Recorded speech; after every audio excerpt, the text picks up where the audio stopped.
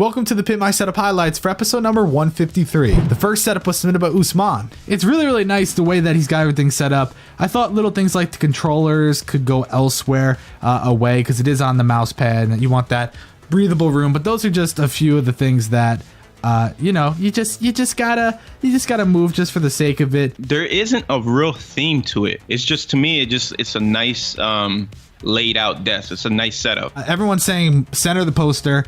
I also think frame the poster is a big deal. I think just sort of focusing on a more, you know, in-your-face theme is important. Usman scored a 92. The next setup was submitted by Luke. You know what's really weird to me? I said he likes traditional Japanese and Star Wars. Did you get that vibe at all? I see the Japanese thing, like the wallpaper, yeah. That's about it. Theme, I'm not gonna give you points for that. I mean, I gave you like, you know, 2 points for the wallpaper or something, but really in that scenario it doesn't work. The usability part of it, I don't like it. There's a lot that needs to be fixed. I think the walls need a little bit of work. The speakers, I mean, you can tell that they're actually not being blocked. Hopefully he's sitting pretty low to get the best sound of it. I don't know, the setup is nice. It just seems like things are not placed in the right places. Luke scored a 62. The next setup was submitted by Dylan. Yeah, so when I first looked at this, I thought, man, that desk's gotta go. It's gotta go. He has to watch TV with his legs open. If not, it's like in a block screen.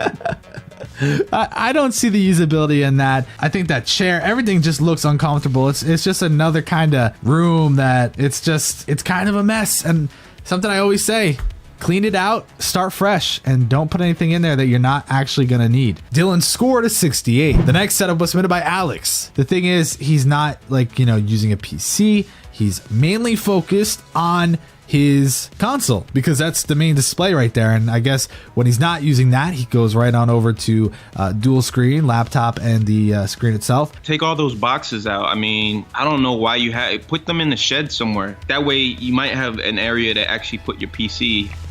Yeah, when you get one. Even taking the PS4 and putting it on that open shelf on the bottom left, that would be pretty good just to get more room in your desk. Alex scored a 74. The next setup was submitted by Giovanni. He built the desk himself, which, I mean, I guess he meant the legs because I doubt he like handcrafted that tabletop. The sort of legs that he has are there to hide cables, which is very smart, but he didn't do like a great job with it because he has pieces sticking out. You know, if you make the desk custom for things like that, why don't you just really finish the job? I want to know if the door is off to the left side. If it isn't, why aren't you centered to that wall? And then from there, if you really want to get crazy, you have the clock directly above the center monitor and then the photos evenly spaced out to the sides. Giovanni scored a 90. The next setup was submitted by Stefan. It's a nice setup for the stuff he has. It's just not, there's no wow factor to it. A lot of people are complaining about the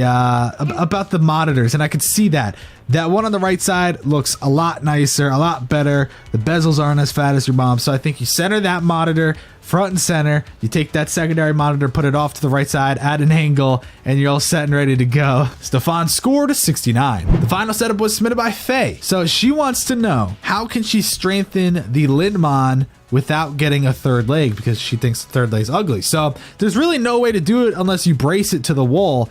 And even then, it may be too late where it's already starting to warp, and that's kind of the end of it. So she also said, is it okay to get the IKEA countertops that they have and use that? And that's a bajillion times better because it's actual solid wood. This is creativity right there. And she has a space dedicated for it. I would definitely go with the wooden countertop. I would even say paint it white. Yeah, well, she seems to want, I mean, when you buy real wood, you kind of want to use whether it's just the grain or you just want to use the planking. So I think even if she stained it a purple, it would look insane. And I don't think anyone has gone to that extent. And I think in a room like this with the different steps that she's taken, it will be overwhelmingly like jaw-dropping. Faye scored a 91. Usman got first place with a 92. Thanks for watching the Pimp My Setup highlights for episode number 153. Real quick, guys, I wanted to let you know about padlock.com, an awesome service that allowed me to actually have a video chat with Green Bay Packers wide receiver Randall Cobb. It was super awesome. I'll show a clip of it in just a second, but go check it out. I'll leave a link down below. It's an awesome way to connect with different athletes and more people soon. So go check out the list of people, click the link down below, and here's a quick snippet of me talking to Randall Cobb. My question isn't necessarily about Alcoa, but I'm a Giants fan, but I'm also a fan of yours because you're on my fantasy team. And I wanted to know, what are your pregame rituals? What's up, Matt? Well, I got a few pregame rituals. I try to make sure I eat the exact same thing, depending on when the game is. For night games, we usually have pregame meal like around 3 or 4. And I always have steak with sweet potatoes and green beans. So that's like my pregame ritual meal. And then once I get into the locker room, I always lay my uniform out in front of my locker to make sure that I have everything, from my helmet to jersey on my shoulder pads to undershirts to pads in the pants.